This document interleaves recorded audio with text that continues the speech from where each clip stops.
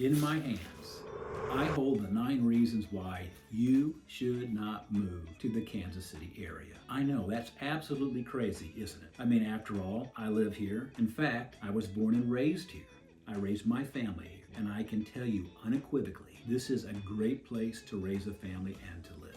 Having said that, I want to caution you, if you're contemplating making a move to Kansas City, you need to be aware of some really major negatives before you make that transition to the Kansas City area. So what I want to do today is simply share those concerns with you, but not in any particular order. These are the complaints that we typically hear from people who have moved to the Kansas City area, and I wanted you to know about those so you know what you're actually getting into if you decide to make the transition to Kansas City.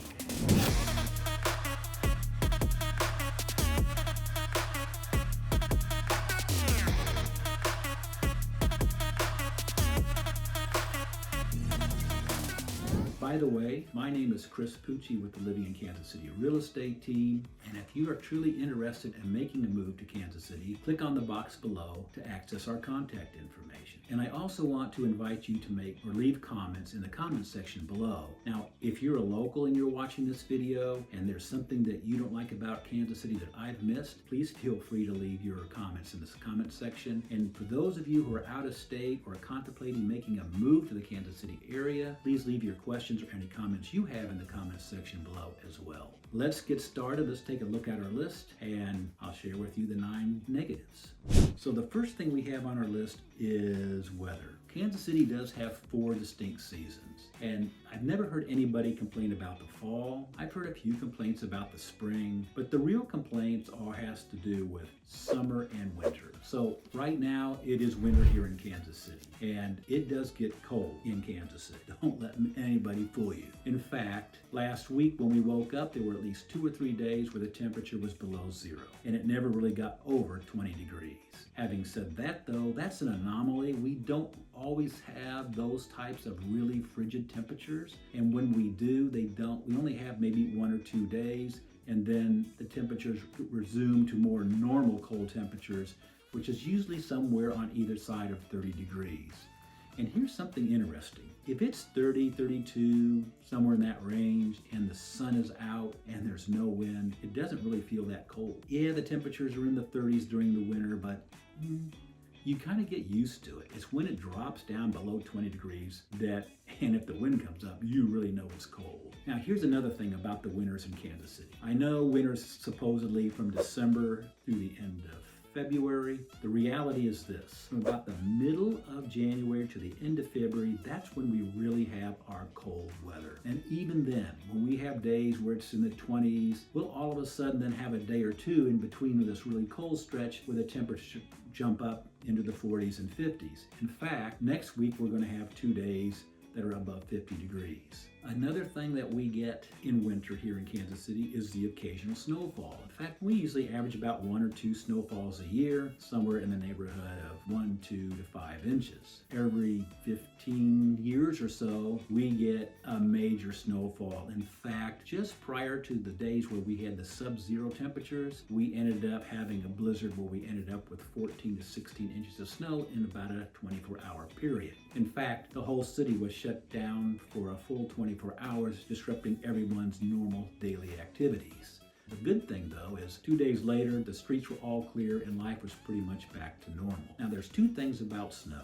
One, it's fun. If you have kids, go out and play in the snow with them. Have a snowman building contest, snowball fights, build an igloo or a snow fort, go sledding, make snow angels. I mean, there's a ton of fun that you can have in the snow with your kids. The other thing about snow is it doesn't really stay around long. And the fact that we're going to have 2 days next week in the 50s, that 14 to 16 inches of snow will probably all be gone. So it's always sort of a short-lived thing. So that's our winters. So now let's talk a little bit about our summers. Now the summers go from about June through August. In June, the temperatures are in the 80s, creeping up to the upper 80s. The really 2 hot months are July and August, and it's really toward the latter part of July through August that we really get our heat.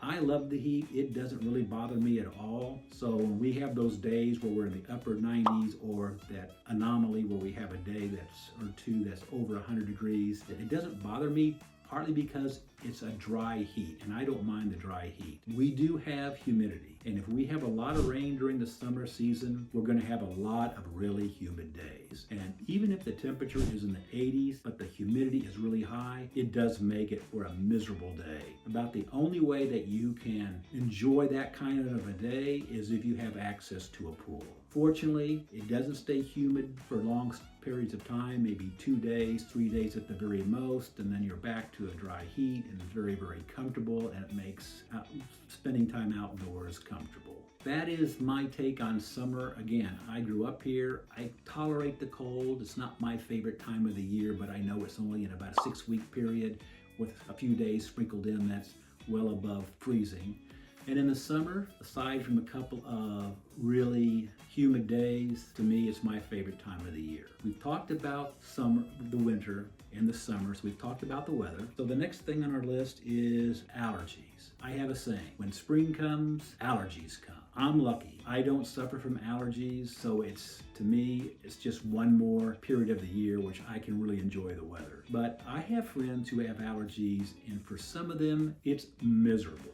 I mean, their eyes are watery, their nose are running, and if they take medications, some of them makes them very, very drowsy, and it can just be for them a really difficult time. And it's crazy because in the early spring, when the trees and the flowers on the trees are blooming and the bushes and everything is just coming out of the ground, you will literally get up in the morning and you'll come out to get in your car, and if your car's been sitting outside, it'll be coated in a golden sea pollen. That's how crazy it gets sometimes. All I can suggest is, if you suffer from allergies, you might consider consulting a doctor. What I would do, though, if I was contemplating moving to Kansas City, I would have a visit during the springtime, particularly April and May, when we're really at, we'll say, the height of the pollen season. You know, it's funny because, like I said, I have friends who really suffer from allergies, and these allergies will persist a lot of the time all the way through the summer months. And for them, their favorite day of the year, it's not their birthday,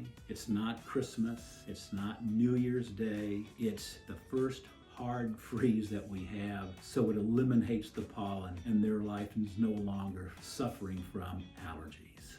So again, if you're contemplating making a move to Kansas City and you suffer from allergies, I really do suggest come into Kansas City, see what it's like in springtime, and get a flavor for what Kansas City is all about. So now we've talked about allergies, we've talked about weather, so let's go see what's number 3 on our list. And that is taxes. So nobody likes taxes, so I think what we're going to do is we are going to move that to the end of our list. And instead, we're going to talk about bugs. I don't care where you live, everybody has bugs. And we're fortunate, we're not like Florida where they have giant bugs. I mean, you could ride some of the bugs that they have. But yeah, we do have bugs. And I'm not a big fan of the creepy crawler things, but I really freak out with spiders. I don't really care for them, and my biggest fear are the brown recluse, because we do have those here in this part of the world. And typically we might run across a brown recluse is they like to hide in dark places like a linen closet or in the attic, and occasionally I would have to go in the attic of my home, whether it was in the middle of the winter or at the height of summer. I would put on a long sleeve shirt, jeans, a turtleneck, a baseball cap, and gloves when I would go up in the attic, because I was so worried about some brown recluse just waiting to jump on me that's how I would go up there. That's just how freaked out I am about the brown recluse. Other than that, I'm not a big fan of wolf spiders. I don't know if you've ever come across a wolf spider, but those suckers are big. And not only are they big, but they're quick. So they typically are outdoor spiders. They are hunters, they hunt at night. They're not, I should say, poisonous to humans. I mean, if for some reason you got bitten by a wolf spider, it's kind of like a bee sting. But I like fires. And one day I was actually restocking my log pile, and all of a sudden this wolf spider just kind of appeared out of nowhere, just scared the bejesus out of me. I think I broke the world record for the long jump going backwards. That's how freaked out I was. And I'm pretty sure he was as freaked out as me, because both of us took off, I think, in different directions. Spiders, as far as bugs are concerned, that's really the only two that really bother me. Another one, though, that's on my list are mosquitoes. And If we've had a lot of rain during the summer, the mosquito population can get pretty invasive. In fact, one evening, I liked sitting out on the deck in the summer, and they were just so bad. I finally had to give up and go back inside. There are a few ways that people go about mitigating that. One, you put up those citrus candles. Two, some people will actually engage a company to treat their yard. Me, I can't do that.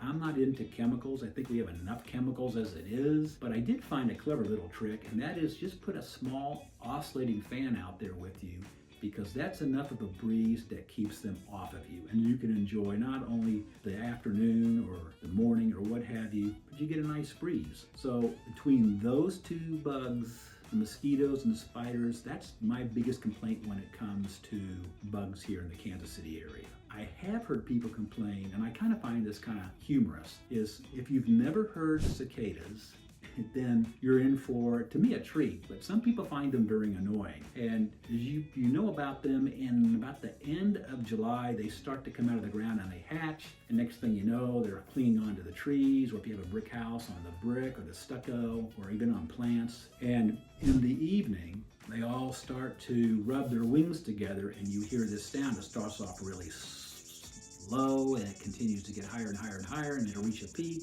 and then it'll go back down, and it'll just kind of modulate that for a couple of hours during the early evening hours going into night. And depending on the cycle, sometimes you'll have tens of thousands of these cicadas, but sometimes even more than that. So they can get really deafening if there was a large population of cicadas. And some people don't like them because they find them very annoying. Having grown up here, but to me, it's just, I kind of look forward to it because it tells me that summer is almost over and fall is just around the corner. To each his own. So now we've talked about bugs, we've talked about allergies, we've talked about the weather, and if you have any comments that you'd like to share, please feel free to leave them in the comments section below. So now let's move on to our next topic, number 4, and that has to do with traffic congestion. For years, one of the greatest assets that Kansas City offered was ease of mobility. Now, Kansas City is one of the largest counties in terms of land area.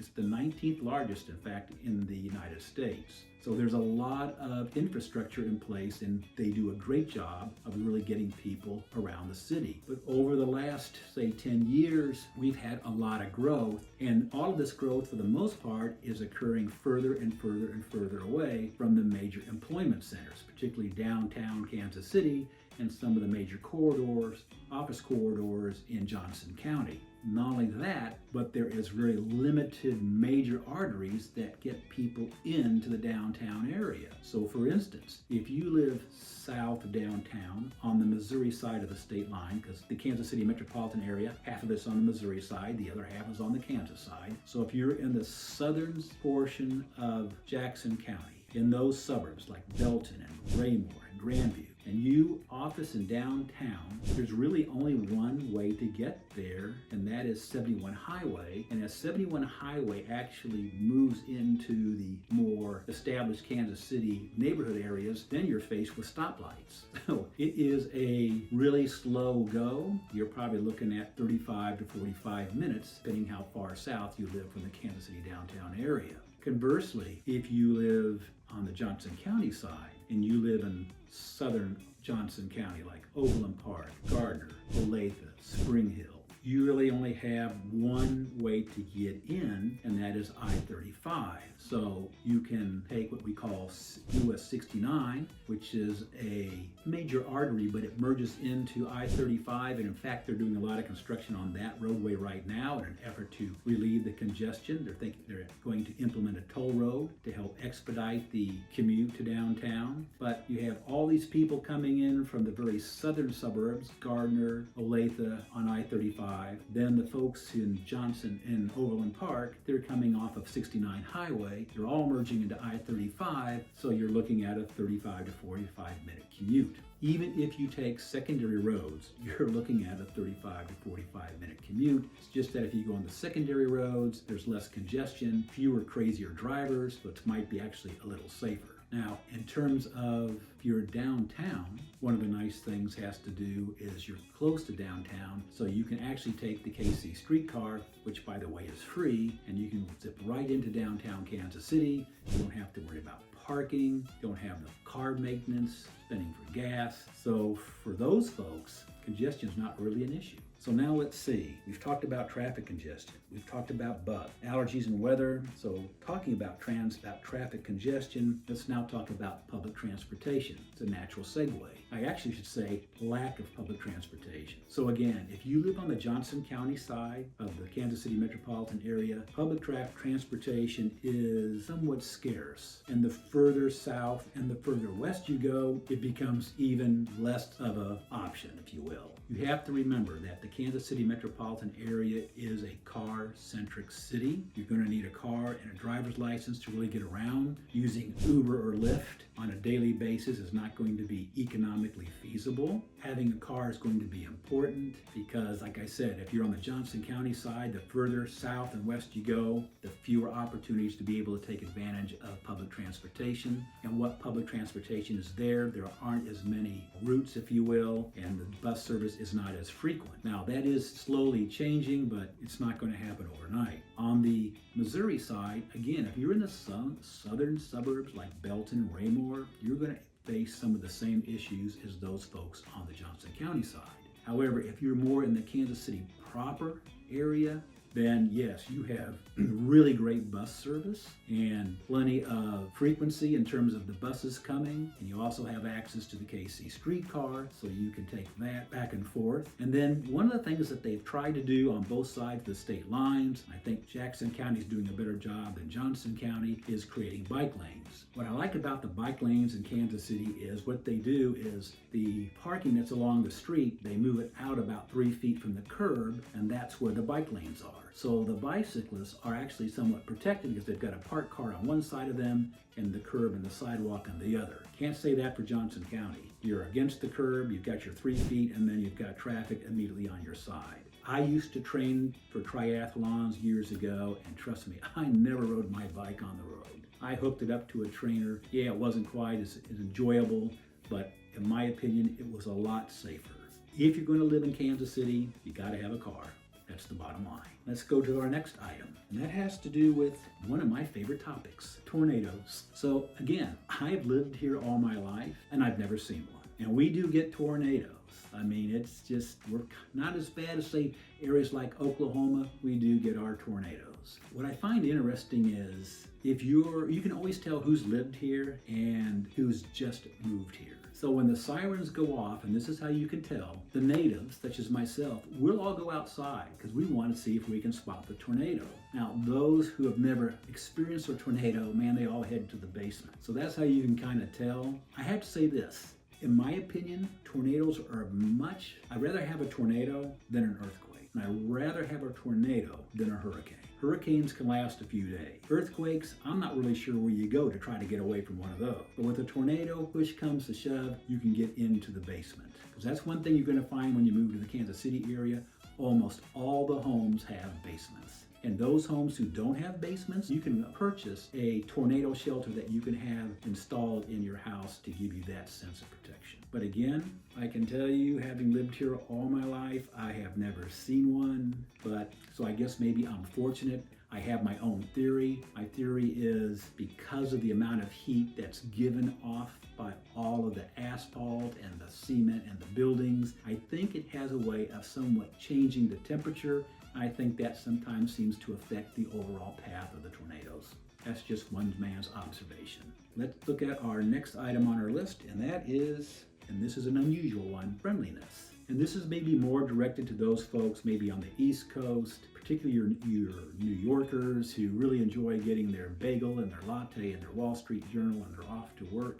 But here in the Midwest and in Kansas City in particular, the people here are very, very friendly. Don't be surprised when you move into your home that somebody comes over with a tray of cookies or a pie or a main dish.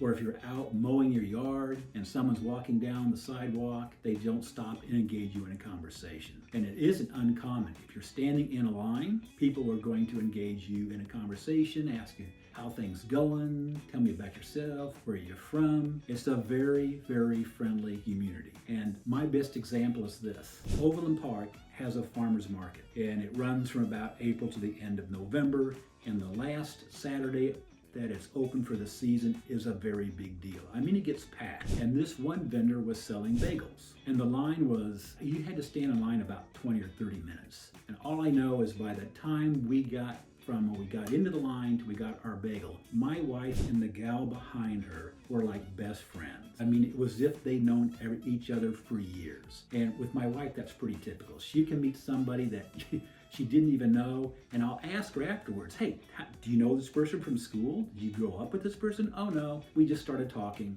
Like, okay. And that's kind of what it is like in Kansas City, but that's also a positive because it's really what helps create a real sense of community. So if you want to be left alone, you can still be that way. It is kind of nice to be able to feel like, hey, I can walk anywhere and I have a friend. So we've touched on friendliness. You can still get your bagel and your latte at a coffee shop, but don't be surprised if somebody strikes up a conversation. So let's go to our next item. And by the way, if you have any comments, please feel free to, again, leave them in the comments section below. But our next item is, how should I say this? Topography. People's perception of Kansas City is it's flat because, hey, everyone knows Kansas is flat, but remember, we're on both sides of the state line. And when it does snow or we get some ice, you'll know that Kansas City is really pretty hilly. It's true, we don't have mountains. We don't have the oceans. We don't have the beach. We don't have the really beautiful areas like the Northwest or the really great national parks like the Redwood Forest. We're absent of those, but within the Kansas City metropolitan area, believe it or not, we have 7 lakes that are over 250 acres. We have another 5 or so that are over 100 acres. And some of these lakes actually have sandy beaches. But if that's not big enough for you, you're 2.5 hours from the Lake of the Ozarks. And the Lake of the Ozarks is one huge lake. I want to say it is, gosh, I can't recall it off the top of my head, but I know it's massive. In fact, I do know it has 1,150 miles of shoreline. That is actually longer than the coastline for California. So if you're into lake and the boating life, then you have plenty of options immediately here in the Kansas City metropolitan area, or a short 2.5 hour drive to Lake of the Ozarks. You can take advantage of all of their amenities. So you've got the lakes. We do have some wonderful hiking trails. So hiking is pretty popular here. Again, we don't have the nice big forest and we don't have the mountains, but there are plenty of very interesting places to go hiking here in the Kansas City area. That's not to say that once you get here and you've moved here, but you have a longing to go to the beach, do what most of us who live in the Kansas City metropolitan area in the winter or in the summer during when it's really hot, or the winter when it's really, really cold. That's when we take our vacation and we go to the beach. Florida and California, or places that are outside the U.S. or Hawaii, that's what we look forward to for our vacations. So now we've talked about friendliness, we've talked about tornadoes, we've talked about the fact that although we're pretty flat, we do have a lot of really cool things you can do, particularly if you're outdoor oriented. So that's going to bring us to our last and final item, and that has to do with taxes. Nobody likes taxes. Nobody likes paying taxes. I mean, who wants to give your money to the government? But we've got them, and it's an unfortunate fact of life. So when it comes to real estate taxes, taxes in Kansas and Missouri, in the metropolitan area, when you look at a percentage of assessed value, the average on both sides of the state line is 1.27% percentage of the assessed value. So looked at it on that basis compared to the nation, the national average is 1.07. So clearly our taxes are higher than the national average when it comes to real estate taxes. Now, if you're on the Missouri side, though, you do have a bit of an advantage in that homes on the Missouri side, that median sales price of the home on the Missouri side is roughly about $225,000, as opposed to, I think it's about $400,000 nationally. Even though you have a higher percentage, because the value is about half,